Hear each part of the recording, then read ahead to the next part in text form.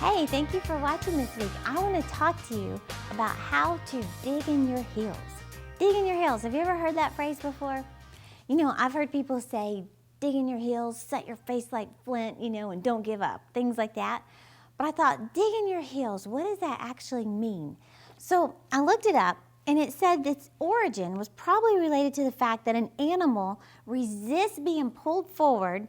The body will lean backwards and the heels will dig into the ground as the legs resist the forward motion. Like, can you imagine a dog, like his little back legs just digging in the ground? He's not going to go forward. I can picture my big dog, Chester Savoy Foy. I can picture him doing that. Well, dig in your heels. What it really means, though, that phrase, it means to refuse to change your mind. Refuse to change your mind. I feel like part of my assignment is to motivate you to discover your dreams and goals, show you how to pursue them, and then refuse to change your mind in pursuing them. Dig in your heels, so to speak. Don't give up on the dreams and the goals that God's put on the inside of you. That's what I want to challenge you to do. So many times it's just so easy to set a goal, get a dream for your life. You want change in your life. Things don't happen as quick as you wanted, and we just tend to give up. But I want to challenge you, dig in your heels. Refuse to change your mind. The Bible tells us, it says, do not grow weary in well-doing, for in due season you will reap if you faint not. If you faint not. So you will reap, but if you faint not. Well, where does the fainting normally take place? In your mind. That's where you will win it or lose it, is based on what's going on right here in your mind. And dig in your heels says, refuse to change your mind. So whatever those areas are in your life where maybe you've said, this is the year I'm going to see change in my life, I want you to dig in your heels. Even if you have fallen back already this year and just been like, forget it, this is stupid, I always set a goal and never reach it. Get back up and refuse to change your mind. Satan is such a liar. He has such a way of magnifying our failures, magnifying all the mistakes we've made, that we just give up. Whether it's in a goal to lose weight, a goal to save money or get out of debt, a goal, in your relationship with God to get closer to God, he has such a way of making us just want to quit because he magnifies our failures. Well, I want you to realize that you are in a war.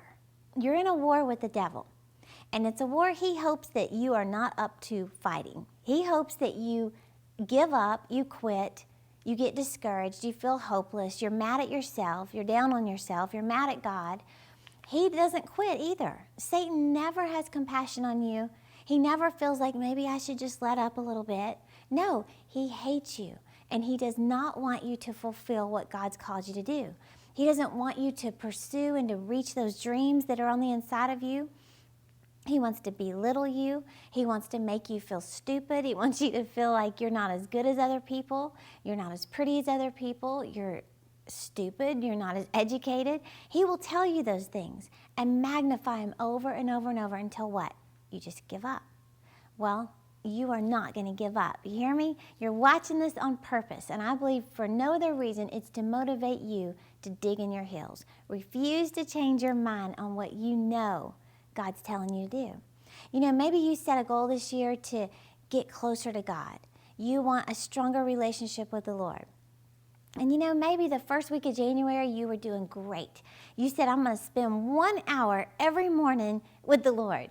And every day from January 1 through 5, you got up and you went in another room and you spent a full hour in prayer and reading the Word and reading some scriptures and things like that.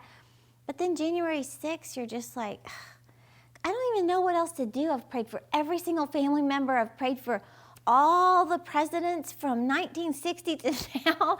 You've just done everything you know to do. You're running out of stuff to do. You're bored. You fell asleep one morning. So you just quit. That's normally what we do, is we set this unrealistic goal for ourselves. Then we get frustrated because it's so overwhelming that we just quit altogether. What would be better is to just say, you know what? I'm going to spend 5 minutes with the Lord. 5 minutes every day. That is my goal.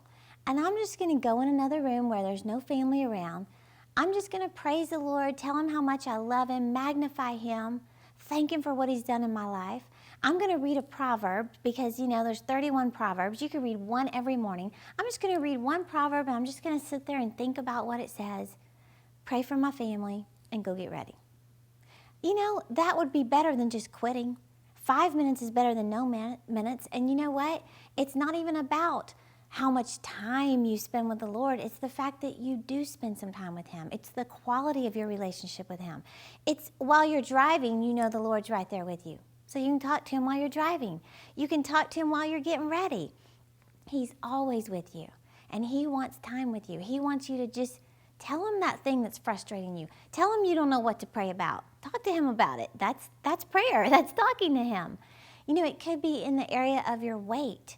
You set a goal to lose weight this year, and you set all these restrictions on yourself where eating's concerned. And then maybe for 2 weeks you did it, but then by that third week you were like, this is stupid. I am resisting all these foods I love, and I'm watching all my friends eat what they want.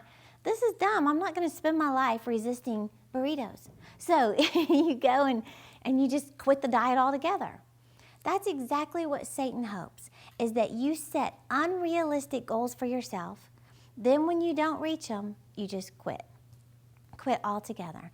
I heard of someone recently whose mom was very overweight, battled weight her whole life, said she, felt like she'd tried every diet possible, couldn't lose weight. Finally, she said, you know what? I'm going to focus on losing 1 pound a week. I can do that. 1 pound a week. That means I'm not going to have to stop everything I'm doing. 1 pound a week, I can do that. Do you know that by the end of that year, she lost more than 50 pounds? 1 pound a week would be 52 pounds a year, wouldn't it? And she reached her goal. But that's what I want you to understand, is that instead of changing everything at once, focus on one small thing. Just set a realistic goal for yourself, whatever area it is, if it's with your money, with your weight, your time with God, whatever it is. Listen to what Robert Collier said. Success is a sum of small efforts repeated day in and day out. It's being consistent in those areas of your life. You can do whatever God's called you to do, but you have to determine that you're going to dig in your heels, no matter how it feels. You're going to refuse to change your mind. Stop focusing on this massive goal, break it down to something you can do every day. You can do it. And I want you to get this new series, just came out with it, on digging your heels. I believe it is very motivational to get you to refuse to change that mind. Thank you for watching me, and I'll see you next time.